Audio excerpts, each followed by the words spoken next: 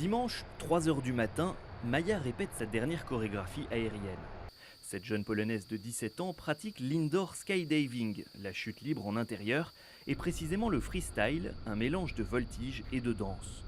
Dans ce tunnel où le vent artificiel souffle à plus de 200 km/h, la précision de ses mouvements doit être chirurgicale, mais la troisième dimension lui offre des possibilités uniques. C'est vraiment différent de tout le reste. Le patinage artistique, par exemple, existe depuis si longtemps que maintenant il est très difficile d'inventer de nouvelles figures.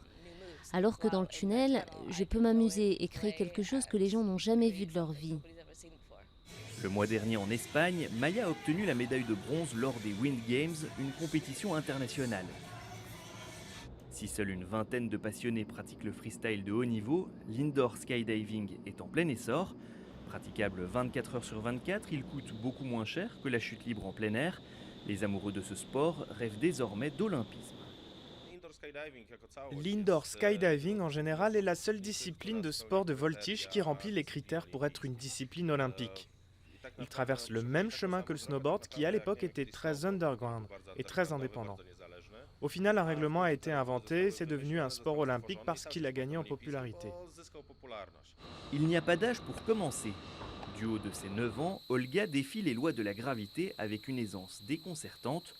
Tout comme Maya, elle participera en fin d'année au 3e championnat du monde de skydiving au Canada. Je suis très stressée parce que j'ai peur de finir dernière, mais je ne pense pas que ce sera le cas.